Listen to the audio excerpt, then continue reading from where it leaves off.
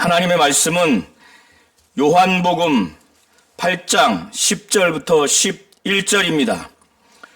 예수께서 일어나사 여자 외에 아무도 없는 것을 보시고 이르시되 여자여 너를 고발하던 그들이 어디 있느냐? 너를 정죄한 자가 없느냐? 대답하되 주여 없나이다.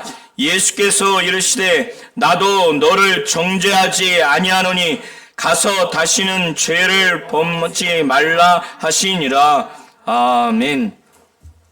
하나님은 우리 성도님들이 자기뿐만 아니라 다른 사람을 정죄하기를 원치 않으시고 또 죄를 범한 것에 대해서 다시는 죄를 범치 않기를 원하십니다.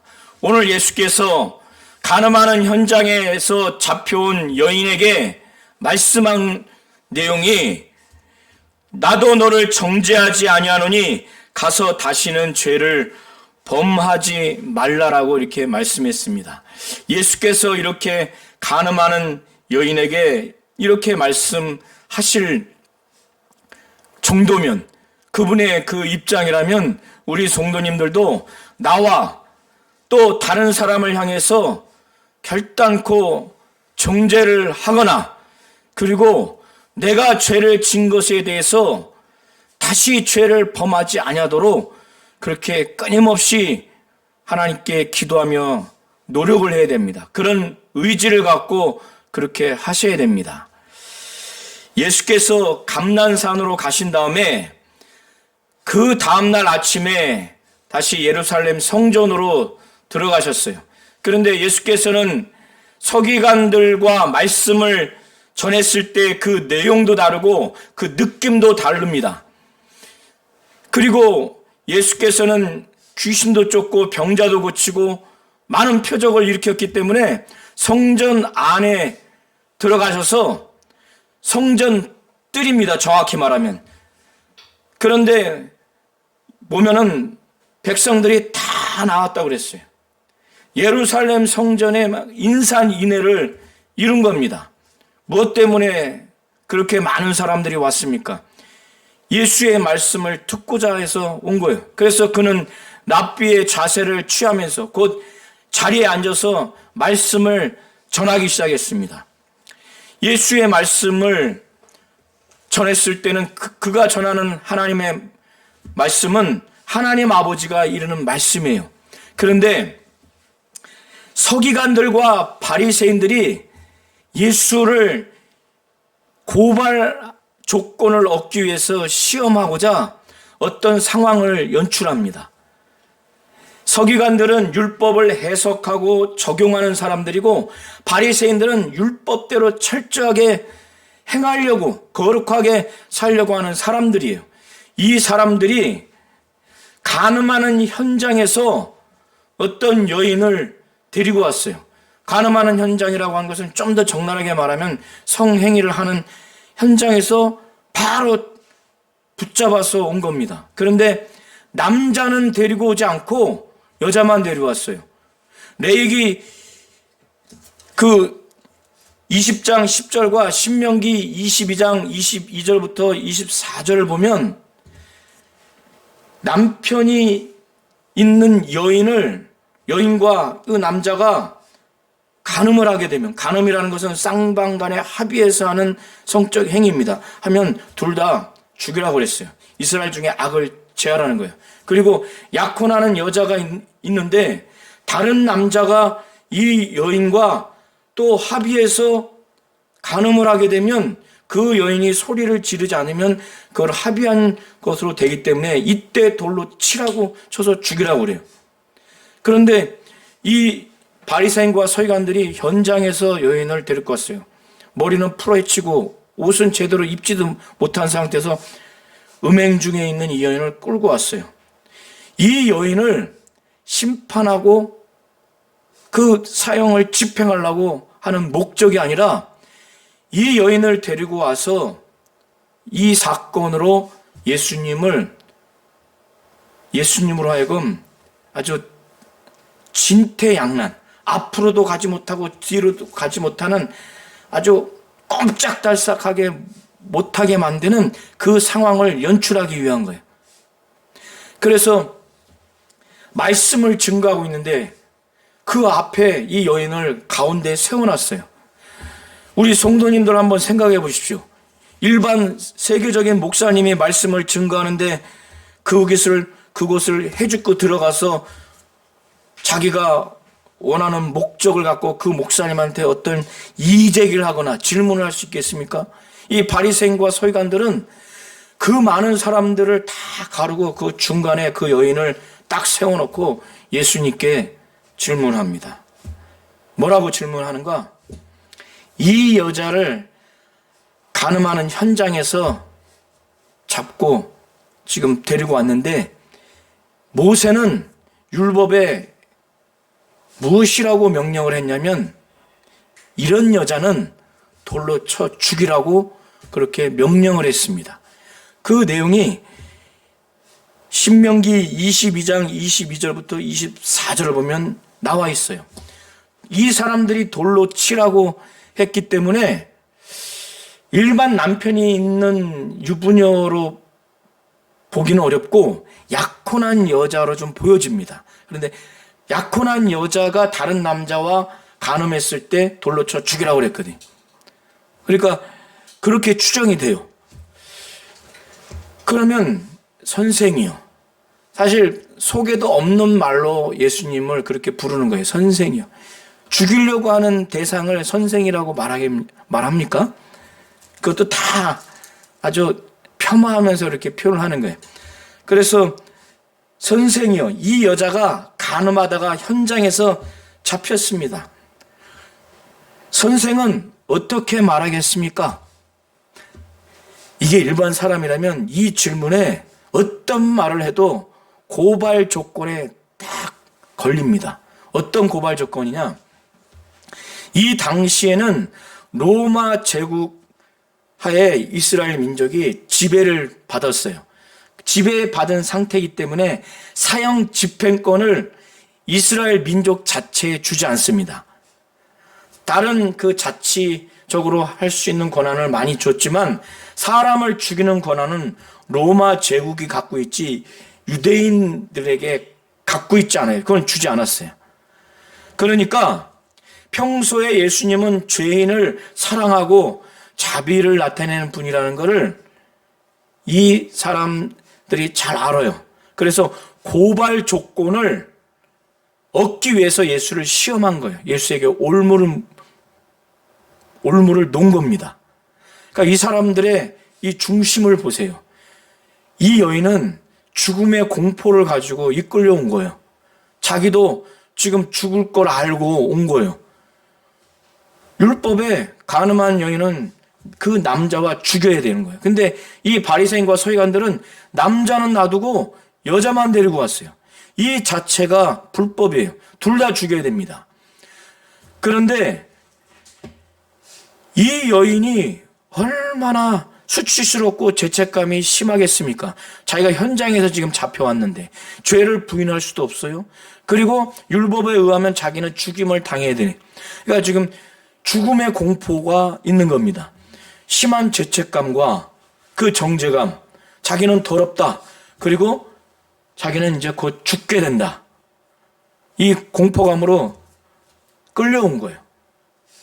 예수께서 무슨 말을 해도 죽여라 하면은 어떤 고소 조건에 걸리냐면 로마 제국만이 사형 집행을 할 수 있는데 예수가 죽여라 하면은 어떻게 돼요? 그게 로마 제국에 고발할 수 있는 조건이 되는 거예요. 그러면 죽이지 말라 이렇게 되면 어떻게 돼요? 유대 율법에 위반되는 고발 조건이 되는 거예요. 왜? 율법에는 간음하는 여인은 죽이거나 약혼한 여인은 돌로 쳐 죽이라고 했는데 죽이지 말라 하면은 이 예수는 가뜩이나 유대 종교 지도자들이 예수는 율법도 지키지 않는다. 율법을 배척하고 율법을 범한다. 안식일도 범한다. 이렇게 지금 막 몰아가는 마당에 이 사건도 율법을 배척해서 율법을 어겼다. 이런 고발 조건이 충족되는 거예요. 그러니까 무슨 말을 해도 다 걸린 거예요. 이들이 아주 자기들끼리 모의하면서 작당하면서 묘수를 지금 창안해낸 거예요. 이 사건을 예수께 제시하면은 예수가 무슨 말을 해도 지금 고발 조건에 해당된다. 그러면 유대 종교법에 의해서 율법을 범하면은 바로 사형 판결을 해서 사형 집행을 로마 제국에 넘기면 됩니다. 그리고 로마 제국의 법을 어기면 로마 제국에 넘겨서 거기에서 그에 상응하는 형벌을 하면 돼요. 그래서 6절에 이들의 의도, 이들의 음모를 6절에 이렇게 기록하고 있어요. 그들이 이렇게 말하면 고발할 조건을 얻고자 하여 예수를 시험함이라라. 예수는 이걸 모르겠어요. 알아요. 그런데 무슨 연유인지 모르지만 몸을 굽혀서 손가락으로 땅에 무엇을 씁니다. 근데 그 쓴 내용이 성경에 기록되어 있지 않아요. 이 바리새인과 서기관들이 자꾸 빨리 좀 예수가 무슨 말이라도 하면 바로 고발 조건에 해당되니까 말을 그치기를 마다하지 않아요. 7절에 보면 그들이 묻기를 맞이 아니하는지라. 이 말이 무슨 말이냐면 빨리 좀 대답하세요. 어떻게 말씀하시려고 합니까? 무조건 빨리 대답하라니까. 대답만 하면은 양쪽에 다 고발 조건에 해당되니까. 그러니까 예수께서 이제 말씀하시는 겁니다. 다시 한번 읽겠습니다. 시작. 그들이 묻기를 맞이 아니하는지라. 이에 일어나 이르되 너희 중에 죄 없는 자가 먼저 돌로 치라 하시고 다시 몸을 굽혀 손가락으로 땅에 쓰시니 그들이 이 말씀을 듣고 양심의 가책을 느껴 어른으로 시작하여 젊은이까지 하나씩 나가고 오직 예수와 그 가운데에 섰는 여자만 남았더라. 하도 옆에서 보채니까 예수께서 일어나셔서 하신 말씀이 너희 중에 죄 없는 자가 먼저 돌로 쳐라. 이들은 아마도 다 한 사람씩 돌을 갖고 왔을 겁니다. 너희 중에 죄 없는 자가 먼저 돌로 쳐라. 여기서 이 의미는 신명기 17장 6절과 19장 15절에 나와 있는데 범죄 현장을 목격한 증인이 먼저 그 사람에 대해서 처형하는 행위를 하라는 의미의 말씀을 예수께서 하시는 거예요. 너희가 먼저 돌로 치라는 거예요. 그런데 이들이 간음하는 그 행위, 그 간음하는 범죄를 구체적으로 직접적으로 하는 범죄이지만은 더 넓게는 일반적인 죄, 그 죄가 없는 자가 먼저 돌로 치라고 그렇게 말하는 겁니다. 그런데 이들이 행위로 하지 않았을 뿐 마음으로는 이들이 범죄하지 않았겠습니까? 그러니까 예수는 또 사람의 그 마음의 중심까지 다 알아요. 예수의 이 말씀을 듣고 누구도 자기들 안에 간음한 적이 한 번도 없다거나 마음으로 간음한 적이 없다거나 또 간음하는 죄는 아니라 할지라도 단 하나도 말이나 행동으로 마음으로 생각으로 범죄한 것이 하나도 없다고 하는 깨끗함, 그 의롭다고 하는 그런 마음을 갖는 사람이 한 사람도 없어요. 예수의 이 말씀을 듣고 예수의 이 권위 있는 말씀을 듣고 그들이 다 자기가 죄인이다, 자기가 범죄했다고 하는 것이 양심의 가책이 느껴져서 어른부터 시작해서 한 사람씩 다 나갑니다. 자기들의 그 정죄감을 받고 그러면서 의기양양했던 서기관들과 바리새인들, 그 여인을 정죄했던 그들, 그리고 이 사건을 가지고 예수를 고발해서 예수를 정죄해서 죽이려고 했던 그들의 음모가 무산됩니다. 그리고 난 다음에 예수께서 그들이 떠나기 전에 다시 몸을 굽혀서 손가락으로 땅에 뭘 써요. 그러니까 이 내용이 무슨 내용인지 모르지만 그들이 떠나가기 전에 첫 번째 땅에 쓴 내용과 두 번째 땅에 쓴 내용을 그들이 보면서 예수의 이 말씀, 너희 중에 죄 없는 자가 먼저 돌로 치라, 이 말씀, 또 거기에 쓴 내용을 포함해서 그들은 결국 하나씩 떠나갈 수밖에 없었을 겁니다. 무슨 내용으로 썼는지에 대해서는 기록이 되어 있지는 않아요. 그런 다음에 예수께서 두 번째 쓸 때는 얼마나 많이 쓰셨는지 쓰고 일어나 보니까 그 사람들은 다 떠나고 오직 예수와 그 가운데 여인만 있는 상황, 그 상황을 보시게 된 거예요. 그러면 예수께서 이러한 상황 가운데 많은 사람들이 여인 앞에서 없다고 하는 것, 그 없다고 하는 것을 이 예수가 당연히 알지 않겠습니까? 알매도 불구하고 이 여인에게 이것을 묻습니다. 뭐라고 묻는가 하면, 여자여, 너를 고발하던 그들이 어디 있느냐? 너를 정죄한 자가 없느냐? 그러니까 여자여, 너를 고발하던 그들이 어디 있느냐? 너를 정죄한 자가 없느냐? 예수가 이 상황을 몰라서 묻는 게 아니에요. 이 여인은 지금 간음하는 현장에서 잡혀왔고, 그리고 그래서 그는 자기가 죄인이라는 것을 부인할 수 없는 그 죄책감, 그리고 그로 인한 율법에 의해서 죽임당해야 되는 공포감 가운데 있는 그 상황에서 이 여인의 그 상황은 자기가 죄를 진 상태에서 자기를 정죄하고 자기를 처형하는 이 상황에서 그의 심령은, 그의 양심은 헤어나올 수가 없어요.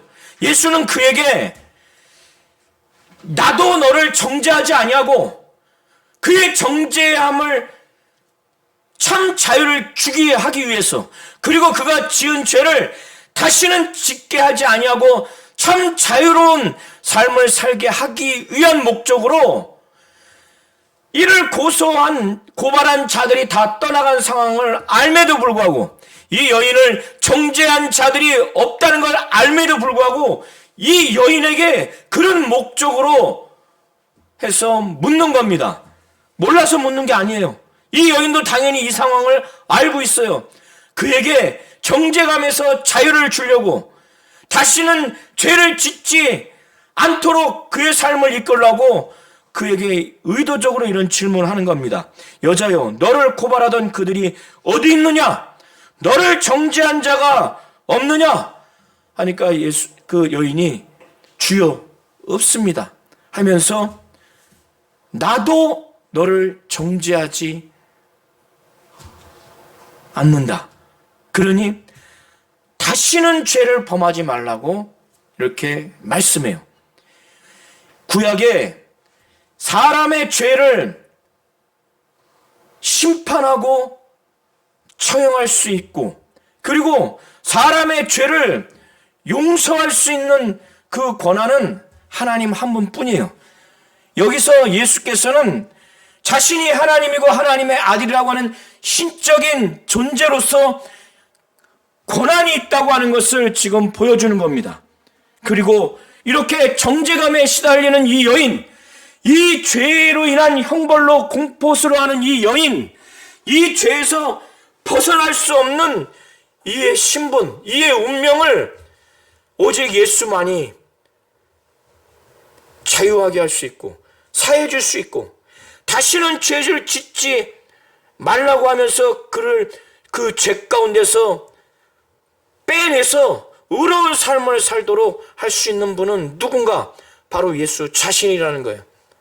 저와 우리 모든 성도님들이 이걸 잘 아셔서 이 여인은 죽어야 마땅한 범죄를 지은 가늠한 여인입니다. 그런데 예수가 나도 너를 정죄하지 않는다고 해요.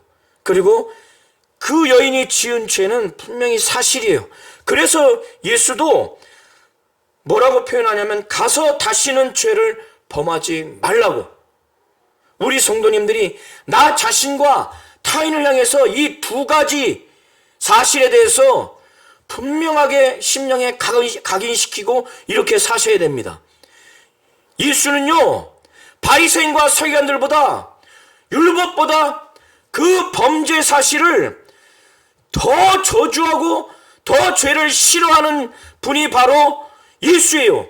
예수는 죄조차 알지 못하고 죄를 경험한 바도 없고 죄를 너무나 저주하고 싫어하는 분이에요. 그런데 그런 분도 가늠한 현장에서 잡혀온 이 여인을 뭐라고 그래요? 나도 너를 정죄하지 않는다. 여기서 정죄하지 않는다고 하는 것은 법적인 판결로 그 죄를 정하는 것이 바로 정죄인데, 법적 판결로 인해서, 율법으로 인해서 나도 너를 죄인이라고 판결하지 않겠다고 하는 거예요. 예수가 이 여인에 대해서 정죄하지 않는다고 한다면 저와 우리 성도님들도 누구도 이 예수를 초월해서 이 여인을 법적 판결로, 하나님의 말씀으로, 율법으로 이 여인을 가늠한 여인이라고 판단해서 죽일 그 정죄할 권한이 우리 성도님들에게 있습니까? 예수님도 나도 이 여인을 정죄하지 않는다고 이렇게 말씀하셨는데, 예수님이 정죄하지 않는다면 우리 성도님들도 이 여인을 정죄하시면 안 됩니다. 아시겠죠? 그리고 나를 향해서도 정죄하면 안 돼요. 그리고 다른 사람을 향해서도 정죄하면 안 됩니다. 하나님의 말씀으로 무엇 죄를 범했다고 해서 그를 그 말씀으로 죄인이야 영원히 판단해서 용서받지 못할 차로 그렇게 공적으로 판결할 권한이 우리에게는 없다는 사실을 아셔야 됩니다. 이해하시겠죠? 그리고 이 예수는 이 여인에게 뭐라고 말씀하면 여기서 정죄하지 않는다고 끝나는 것이 아니라 가서 다시는 죄를 범하지 말라, 이 말씀했어요. 이 여인으로 하여금 그 죄 가운데 나와서 의롭게 살도록. 이 여인 보세요. 성전 안 여인의 뜰에서 그 많은 사람이 보는 데서 가운데 세워놨어요. 가늠한 여인이라고. 예루살렘 지역에서는 얼굴을 들고 살 수가 없어요. 완전히 망신에다가 죽음의 공포 가운데 있고 자기는 가늠한 죄인이다. 여기에서 벗어날 힘을 제사장이 줄 수 있겠습니까? 바리새인들과 서기관이 줄 수 있겠습니까? 오직 예수만이 이에게 자유를 주는 거예요. 다시는 죄를 범하지 말라. 다시 죄를 범하지 않을 힘을 이 여인에게 준 거예요. 그렇게 살았을 때 자유함을 주는 거예요. 예수의 이 말씀은 여인에게 엄청난 충격과 힘이 됐을 겁니다. 예수도 나를 정죄하지 않는다고 그랬다. 다시는 죄를 짓지 말라고 했다. 그렇게 살아가도록 힘을 준 거예요.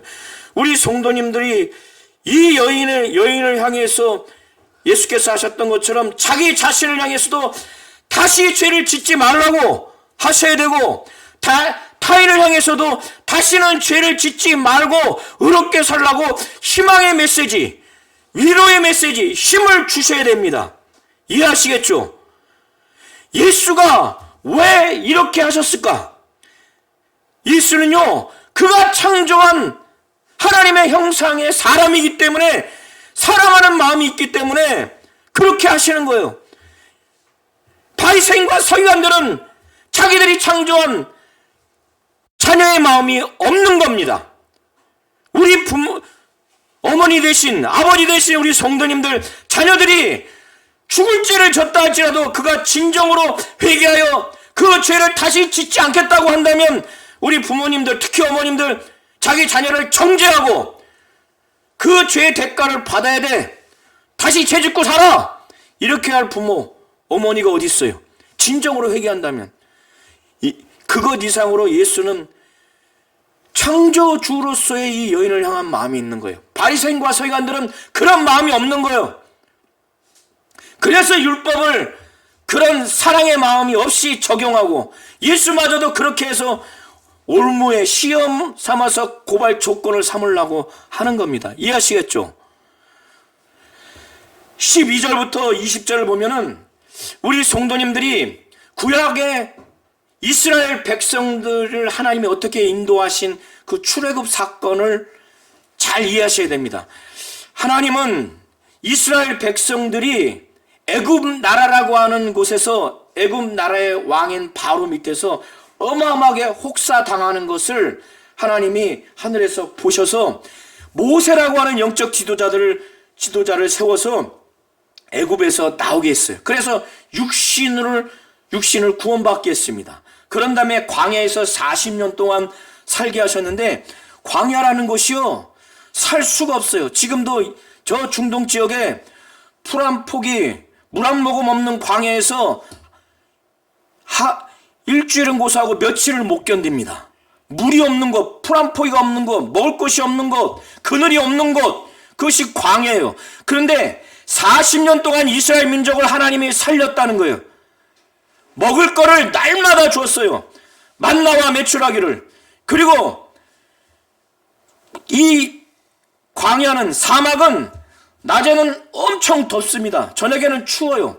낮에 그들이 살도록 하나님이 햇빛을 가리는 구름기둥을 동원해서 살게 했고 밤에는 불기둥으로 그들을 따뜻하게 해서 살게 했습니다. 그들이 광야에서 나뭇가지로 지은 초막에 살도록 했고 그들이 목말라 할 때 반석을 모세로 하여금 치게 해서 반석에서 물이 나와서 먹게 했어요. 그리고 그들이 유월절을 배경으로 해서 하나님은 그들로 하여금 그곳에서 나오도록 함으로 인해서 홍해를 가르도록 했어요. 홍해를 건너가도록 했습니다. 이렇게 유월절을 배경으로 해서 그들을 이끄시는 그 과정에서 만나를 먹이게 하고 또 홍해를 나오도록 그렇게 하신 분이 누군가? 하나님이라는 거예요. 그래서 예수는 자신이 하나님이고 하나님의 아들이라는 신적 정체성을 유월절을 배경으로 해서 그가 광야에서 많은 사람을 오병이어로 먹이는 사건을 일으켰고 또 거친 파도를 걷는 그 표적을 나타내심으로 자신이 하나님이고 하나님의 아들 신적 정체성이 있다고 하는 것을 나타내 주신 거예요.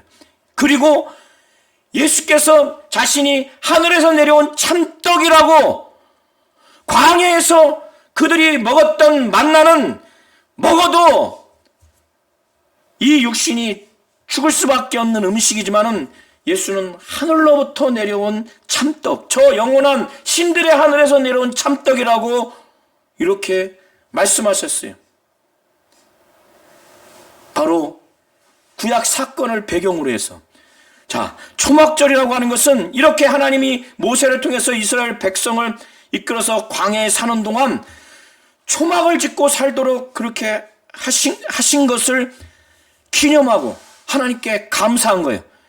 그리고 그 가운데 불기둥으로 그들을 저녁에 추운 저녁에 그들을 보호해 주셨다고 하는 것을 감사하는 거예요.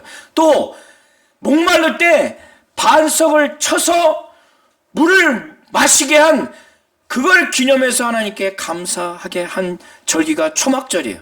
그리고 추수한 이후에 이 추수하게끔 하나님께 감사한 절기가 바로 이 초막절입니다. 그래서 초막절을 추수한 것으로 인해서 하나님께 감사하는 절기로서는 장막절이라고 하는 겁니다. 수장절이라고 하는 겁니다. 그리고 그 광야에서 나뭇가지로 장막에 거하도록 살게 한 것을 기념하고 감사하게 한 측면에서는 장막절이라고 하는 거예요. 초막절, 장막절, 수장절은 다 같은 의미입니다. 이해하시겠죠? 그래서 이 초막절에 하나님이 광야에서 우리의 민족을 물을 먹이게 해주시고 저녁에 그 구름기둥으로 우리를 따뜻하게 해주신 그 하나님을 기념하고 감사하고, 그래서 끊임없이 우리가 농사를 질 때 이 물을 내려달라는 그런 기원하는 마음으로 의식을 행하는데, 제사장들이 많은 무리들과 함께 실로암 못에 가서 그 물을 금 항아리에 담아와서 제단에 뿌리는 의식을 하는 거예요. 이걸 배경으로 해서 예수께서 요한복음 7장 37절부터 38절에 누구든지 목마르거든 내게로 와서 마시라. 나를 믿는 자는 성경의 이름과 같이 그 배에서 생수의 강이 흘러나리라. 구약에서 이스라엘 민족을 육신의 생명을 주는 물을 준 그 사건을 배경으로 해서 예수는 영혼을 살리는 그 생수를 주겠노라고, 내게 오면은 나 예수를 믿으면 성경의 이름과 같이 그 배에서 생수의 강이 막 펄펄펄 흘러나온다는, 이거는 믿는 자가 받을 성령을 가리켜 말씀한 거예요. 그런 다음에 이제 광야에서 이스라엘 민족을 그 저녁에 추위의 불기둥으로 그들을 보호해 주신 것을 배경으로 해서 그들이 이 예루살렘 성전 안에 4개의 그 높은 기둥이 있어요. 그리고 그 한 기둥마다 4개의 금으로 된 주발이 있습니다. 거기에 불을 붙여요.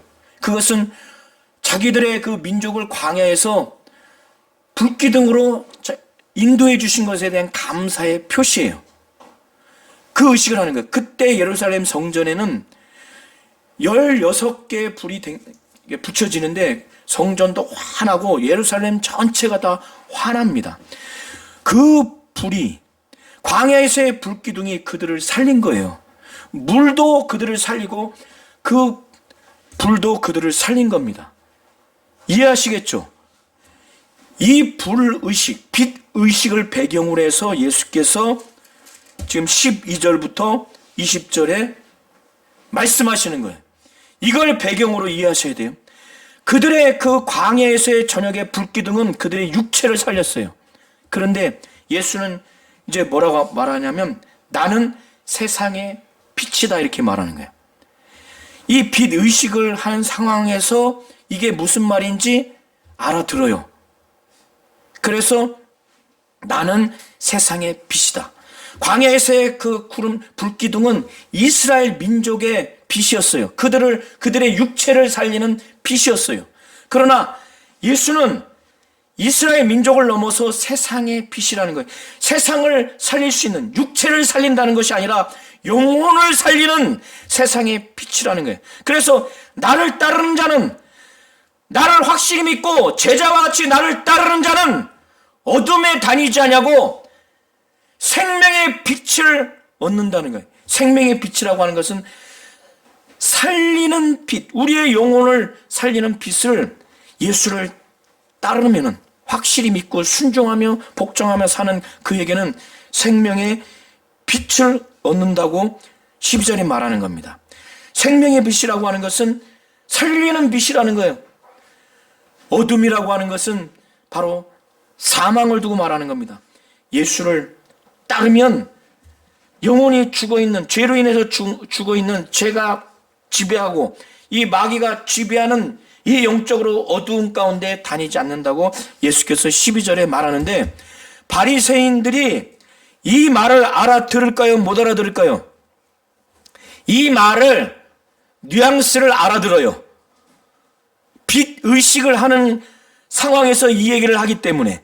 그러니까 13절에 이 바리새인들이 뭐라고 지금 반론을 제기하냐면, 내가 너를 위하여 증언하니 내 증언은 참되지 않다. 그러니까 무슨 말인지 정확히는 아니지만 그 느낌을 알아들으면서 내가 지금 하는 말은 내가 너를 위해서 하는 말이기 때문에 율법의 증거법에 의하면 내 말은 참되지 않는다. 왜? 내가 너를 위해서 증언하니까. 율법에 의하면은 어떤 사건을, 형사사건을 확정지으려면 둘 이상의 증언이 있어야 그게 사실로서 확정이 돼서 처형할 수가 있어요. 그런데 지금 이들이 그 증거법을 근거로 해서 너를 위해서 내가 스스로 증거하기 때문에 참되지 않다고 말하는 거예요. 그런데 예수가 이 말에 반문을 하는데 율법의 증거법을 근거로 해서 반론을 제기하기에 앞서 신적인 자신의 정체성, 신적인 자신의 기원, 자기와 아버지와의 관계를 토대로 해서 두 가지 근거로 해서 먼저 이것을 반박합니다. 어떤 걸 반박하는가 하면 14절부터 15절을 보시기 바랍니다. 내가 나를 위하여 증언해도 내 증언은 참되다. 왜 참된가 하면은 나는 어디서 와서 어디로 가는지 나는 알기 때문에 내가 증언하는 것이 참되다는 거예요. 내가 증언하는 것은 나는 세상의 빛이라고 하는 것. 세상이 죄로 인해서 마귀에게 지배를 받아서 타락해서 영원히 죽어있는 이 세상 사람들을 살릴 수 있는 이 세상의 빛이라고 말한 이 증언이 참되다고 하는 것을 나를 위해서 증언하는 것이 참된 이유가 나는 하늘로부터 하나님 아버지로부터 와서 다시 하나님 아버지께로 돌아가는 자임을 자신의 신적 정체성을 알기 때문에 자기가 증언한 것은 참되다고 한다는 거예요. 그러나 너희는 내가 어디서 오며 어디로 가는 것을 알지 못한다. 이들이 만약에 예수가 아버지와 함께 영원전 저 영계에 있던 이 사실을 그들이 영안으로 믿음으로 이들이 알았더라면 창세전에 아버지는 아버지의 뜻대로 하나님의 의도대로 아들이 명령을 받아서 이 땅에 오셔서 죽으시고 부활하셔서 다 이루시고 하나님께로 가셔서 보좌 우편에 앉은 이 사실을 이 바리새인들이 안다면, 그리고 예수가 삼위일체 되신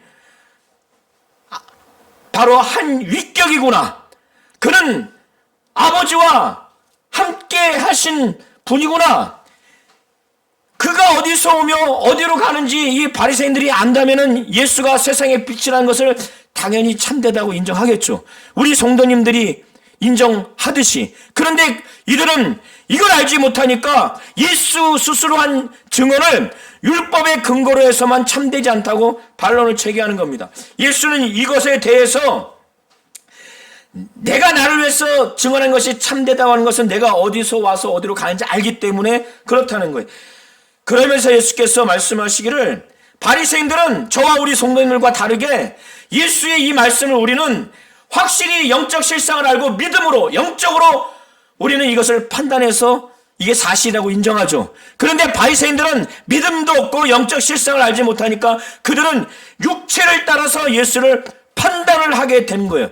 그걸 예수께서 말씀하시는 겁니다. 너희는 육체를 따라 판단하나 나는 아무도 판단하지 않는다. 예수가 이 바리새인들과 같이 똑같이 육체를 따라 판단하는 그 판단을 아무도 하지 않는다고, 그런 의미예요. 판단 자체를 하지 않는다는 게 아니라, 이해하시겠죠? 그러면서 만일 내가 판단해도 내 판단이 참되다고 하시는데 그 이유가 뭐냐면 내가 혼자 있는 것이 아니라 나를 보내신 이가 나와 함께 하심이라. 그러니까 우리 성도님들은 예수가 아버지와 함께 이 땅에 계실 때도 함께 하시고 지금 보좌 우편에도 함께 하신다는 이 사실을 아니까 예수는 요한복음 12장 47절 이하에 보면은 그는 자의대로 절대로 아무것도 하지 않는다고, 그가 말한 것, 그가 이룬 것, 아버지가 이룬 대로 명령한 대로 그게 영생인 줄 알고 그렇게 한다고 분명히 말씀하셨죠. 그가 이 땅에 계실 때 자의대로 한 것이 아니라 아버지의 뜻대로, 아버지의 명령대로, 아버지의 판단대로 그는 말하고 행동을 하셨기 때문에 자기가 판단을 해도 자기 판단은 참되다고 하는 거예요. 왜? 나는 혼자 있는 것이 아니라 아버지와 함께 하기 때문에, 내가 아버지의 뜻에 순종하고 아버지의 원하는 대로 판단하기 때문에 그 아버지가 나와 함께 하기 때문에 참되다고 말하는 거예요. 그러면서 이제 그들이 모세가 그들에게 준 율법을 근거로 해서도 지금 자기의 증언은 참되다고 하는 것을 17절부터 19절까지 말합니다. 자, 이것은 신명기 19장 15절, 17장 6절에 기록되어 있는데 아까 말씀드린 것처럼 율법에는 두 사람의 증언이 참되다고 기록되어 있어요. 그래서 이 두 사람이 증언을 해야 참된 것인데 예수가 그거를 증명하는 거예요. 지금 그 두 사람 중에 첫 번째가 나를 위하여 내가 증언하는 이 첫 번째 증언이고, 두 번째 증언은 나를 보내신 아버지도 나를 위하여 증언하니라. 그런데 이들은 하늘에 계신 하나님 아버지를 예수께서 말씀하시는데 그거를 이해할까요? 그걸 알지 못해요. 육신의 아버지로 생각해서 뭐라고 지금 말하냐면 육신의 아버지로 지금 말하는 것 같으니까, 그러면 내 아버지가 어디 있느냐? 그 아버지를 데리고 와서 법정에 세워서 증언해 할 만한 그 아버지가 어디 있느냐? 하니까 이들은 당연히 하늘에 계신 하나님 아버지, 예수를 보내신 아버지라는 믿음이 전혀 없어요. 예수는 말하기를, 이들이 이렇게 말하는 그 실상, 너희는 나를 알지 못하고 내 아버지도 알지 못하는도다. 나를 알았더라면 내 아버지도 알았으리라. 아버지와 아들은 인격으로는 다르지만 삼위일체 되신 하나님이에요. 아들을 보고 아들을 믿었다면 하나님 아버지를 볼 수 있고 하나님 아버지를 믿을 수가 있는 겁니다. 이 얘기를 성전 뜰에서 하신 거예요. 헌금은, 여기 20절에 기록된 헌금함은 우리가 지금 사용하는 이런 헌금함을 말하는 것이 아니라 양의 뿔로 해서 7개가 있는 그런 헌금이에요. 헌금함입니다. 그러니까 헌금을 여인들까지도 할 수 있는 성전 안의 구역이니까 여인의 뜰로 추정을 합니다. 성전 안에는 유대인 남자들이 거할 수 있는 뜰이 있고 이방인이 거할 수 있는 뜰이 있고 여인이 거할 수 있는 뜰이 있어요. 그래서 이런 어마어마한 말씀, 이건 너무나 사실이고 신령하고 영감 있는 사실입니다. 아버지와 아들의 관계, 자신과 아버지와의 관계 가운데 하늘의 말씀을 하고 계시고 아버지와 자기와의 관계 속에서 아버지에 대한 말씀을 하고 있는데 이들이 알아들을 리가 없죠. 이들은 율법에 의해서 죽여야 될 발언으로, 심각한 발언으로 여길 수 있는 거예요. 그런데 그걸 어디서 했느냐? 성전 밖도 아니고 성전 안에서. 그런데 이들이 예수를 잡을 법한데 잡지를 못해요. 잡지를 않아요. 왜? 아직은 하나님의 목적과 계획을 나타내는 시간, 하나님의 때가 아니니까. 이제 6개월 후에 6월절에는 이제 예수가 하나님의 목적과 계획을 나타내는 시간, 하나님의 때가 이르렀기 때문에 그때는 고난당하시고 죽임당하시는 때가 옵니다.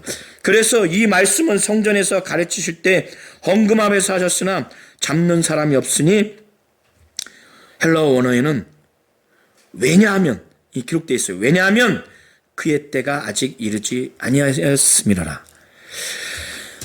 오늘 예수께서 하신 말씀을 분명히 잘 보시기 바랍니다. 11절을 눈으로 보세요.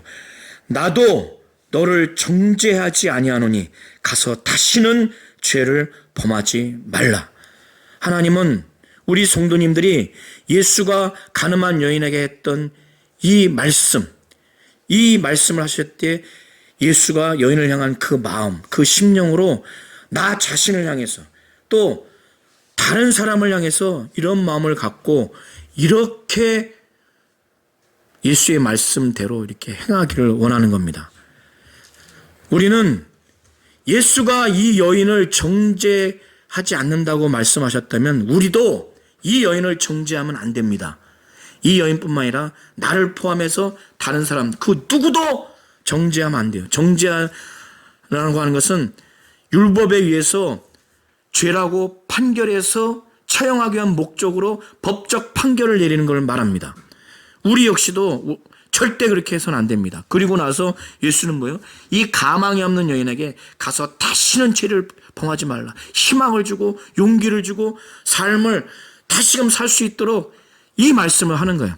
나 자신을 향해서도 다른 사람을 향해서도 다시는 죄를 범하지 말라고 힘을 주고 위로를 주고 삶의 소망을 주는 이 말씀으로 하셔야 됩니다. 주님과 같이. 이 주님은 기계적으로 이 입으로 말씀만 그런 것이 아니라 이 여인을 창조한 창조주로서 사랑하는 마음으로 그렇게 한 겁니다. 바리새인과 서기관들은 죽어 마땅하다고 하지만 예수는 입장이 달라요.